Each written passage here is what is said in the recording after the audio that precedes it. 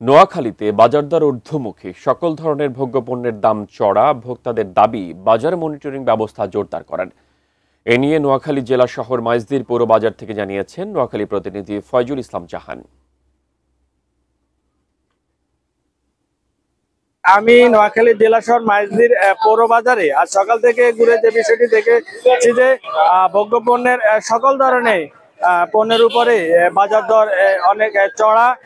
বিশেষ করে এই বর্ষা মৌসুমে শাকসবজির বাজার খুবই ঊর্ধ্বমুখী। এখানে ৮০ থেকে ৯০ টাকা কেজির নিচে কোনো শাকসবজি পাওয়া যাচ্ছে না। আর পাশাপাশি আমি যে মুরগির বাজারেও খবর নিয়েছি, সেখানে গত ১ মাস আগেও যে বিভিন্ন ধরনের মুরগি, বিশেষ করে ব্রয়লার, লেয়ার, সোনালী, দেশি মুরগির কেজি প্রতি ১ মাস আগ থেকে এখন বর্তমানে প্রায় প্রতি কেজিতে ৩০ থেকে ৫০ টাকা বৃদ্ধি পেয়েছে।